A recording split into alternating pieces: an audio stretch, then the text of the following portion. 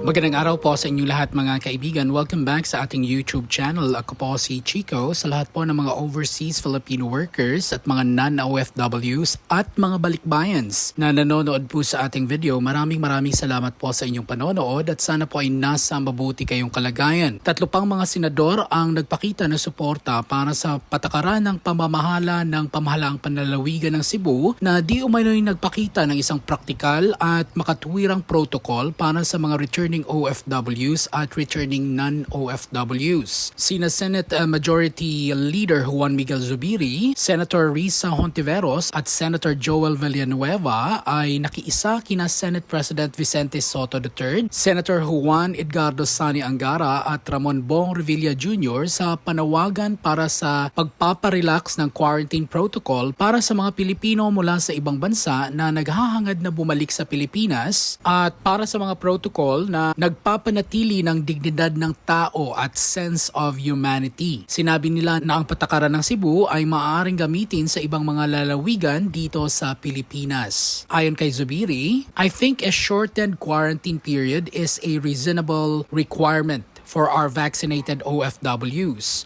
provided, of course, that they get tested for COVID-19. I support Cebu's change in protocols and I hope we can eventually adopt it in other provinces as well. With tests coming out quicker these days, some tests can be processed in a day or so. There's really little reason to still require a full 2-week hotel quarantine for vaccinated OFWs. Imbis na makauwi na sila sa mga pamilya nila, mapipilitan pa sila magbayad ng hotel for 10 days kahit vaccinated at negative na sila for COVID-19. I think as we go along, it's useful to review our policies and modify them if needed. The pandemic situation is changing, particularly with the ongoing vaccination here and abroad. Naturally, our policies will have to change as well. And this particular change in our quarantine protocols will make things so much easier for our OFWs, many of whom I'm sure are really looking forward to returning to their families after being unable to do so for over a year now. Yun po ang sabi ni Senator Migs Zubiri. Para naman kay Senator Villanueva, sinabi niya na ang patakaran ng Cebu is a kind of health checkpoint that spares OFWs from the hassles of quarantine. It saves them time and money, both of which are better spent with and for their families. Sa isang pahayag, sinabi niya na hindi lamang ang mga returning OFWs at returning non-OFWs ang maililigtas sa paggastos para sa mas matagal na mga quarantine period, ngunit makakatipid din daw di umano ang gobyerno ng pera na magmumula sa Overseas Workers Welfare Administration or OWA. Sabi pa ni Senator Villanueva, if we adopt Cebu's shortened quarantine period as a natural policy, the government will be saving billions of pesos a year. Isipin na lang po natin kung gaano karaming pamilya ang makakatanggap ng ayuda mula sa halagang ito. The government gets a huge discount and the OFWs get to spend more time with their families instead of spending 2 precious weeks in solitary confinement. Kung emergency ang dahilan ng pag-uwi o kaya bilang ang araw ng bakasyon, kawawa naman po sila kung sa kakarampot na araw ay uubusin sa 4 na sulok ng maliit na kwarto. Naniniwala po si Senator Villanueva that Cebu's formula needs to be tested in other areas of the country. Dagdag pa niya, success has to be replicated, not repressed. We should encourage innovation, especially during this new normal when conditions change rapidly. Si Senator Risa Hontiveros naman, sa isang magkahiwalay na pahayag ay nagsabi na ang matibay na paninindigan ng Cebu sa bagay na ito ay nagpapakita ng kumpiyansa ng local government unit na mapigilan ang pagkalat ng coronavirus. Sabi po niya, I strongly support the province of Cebu for coming up with localized protocols in response to the pandemic. This demonstrates their confidence in their capacity to contain the spread of COVID-19. Yun po ang sabi ni Senator Risa Hontiveros. Bukod dito ay nagpahayag din ng suporta si House Deputy Speaker Bernadette Herrera para sa Cebu Protocol. Ayon sa kanya, Ang polisiya ng Cebu ay practical, logical, and beneficial to the government, OFWs, and ROFs. Dagdag pa ni Herrera, the COVID-19 swab upon arrival policy strikes the right balance between ensuring COVID-19 response and protecting the welfare of returning Filipinos, especially OFWs. Sinabi niya na siya ay kaisa ng kanyang mga kasamahan sa paninindigan na ang patakaran ng Cebu ay pinapagaan ang emosyonal at pinansyal na pasanin ng mga OFW at ROFs. Ayon pa kay Herrera, our OFWs have enough on their hands already. We should not put an unnecessary added burden on them by requiring them to undergo a facility-based quarantine while waiting for their swab test administered on the 7th day from their arrival. Sinabi ni Herrera na ipinaliwanag na niya sa IATF at Department of Health na kailangang bigyan ng konsiderasyon ng mga OFWs at non-OFWs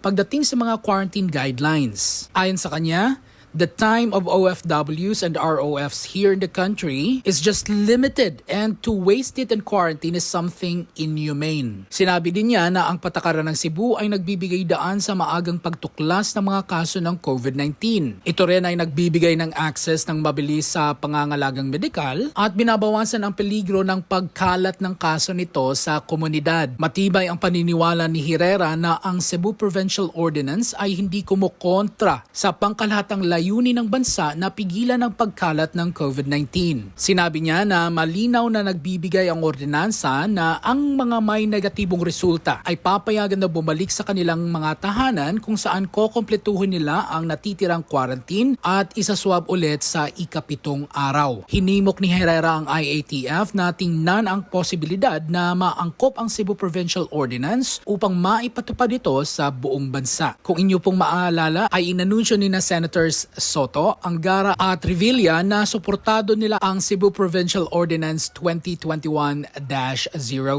Batay sa Executive Order No. 17 ni Governor Gwendolyn Garcia na siyang patakaran sa swab testing para sa mga OFWs at returning overseas Filipinos. They all agree that the policy is practical and makes perfect sense, considering that OFWs and ROFs who land in Cebu will be tested immediately and the results will be out within the day.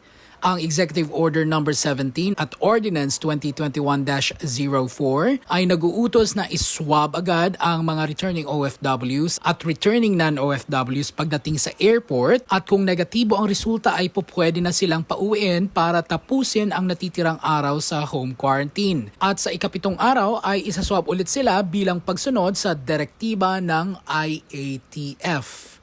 Well, isa itong magandang balita mga kaibigan dahil marami ang nakapansin sa pang-iipit ng IATF sa Cebu at sa tingin ko ay mas madadagdagan pa ang mga susuporta kay Governor Gwen at sa protocol ng Cebu. Anuman ang motibo ng mga politiko na ito, para sa akin ay bahala na sila.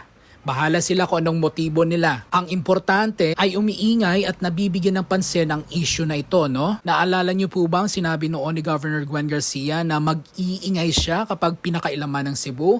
Well, here it is. It paid off and this is the start of this bloody battle, mga kaibigan. So I know this recent happening certainly will get into the nerves of IATF.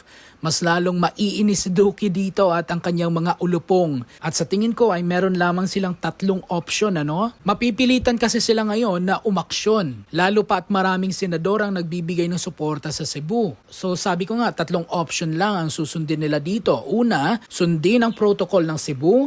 Ipatupad itong protocol na ito sa national level. Pangalawa, pabayaan ang Cebu na ipatupad ang protocol sa Cebu province at huwag silang pakialaman. At pangatlo, ipagpatuloy ang pag-pressure sa Cebu. So yun lang po yung 3 options na nakikita ko. But you know what? Knowing Governor Gwen Garcia, hindi ito basta-basta titiklop. Ngayon pa na maraming mga mambabatas ang sumusuporta sa kanya. Pero pagdating naman po kay Secretary Duque, sa tigas ng mukha ng taong ito, I think hindi na ito magbabago, Papanindigan na niya sa tingin ko ang mga kapalpakang ginawa niya hanggang sa katapusan ng kanyang panunungkulan. I may be wrong, mga kaibigan, pwede pong mali ako. Pero after all ba naman ang mga kapalpakan niya sa pamamahala sa IATF, ngayon pa ba siya mag-iiba ng isip? Sa tingin niyo mga kaibigan, Kasi ang feeling ko, the moment na magbago ang isip niya, ibig sabihin nito, inaamin niya na mali siya at sumasang-ayon siya sa opinyon ng iba na isa nga siyang inutil pagdating sa pamumuno sa IATF. Pero malay nyo mga kaibigan, mauntog ang ulo niya sa pader at magbago ang isip, hindi natin alam. Everybody can change. Pero magiging madugo po ang labanang ito. Ang labanang Garcia versus IATF. Pero ang nakakalungkot lang kasi dito mga kababayan ay nasasakripisyo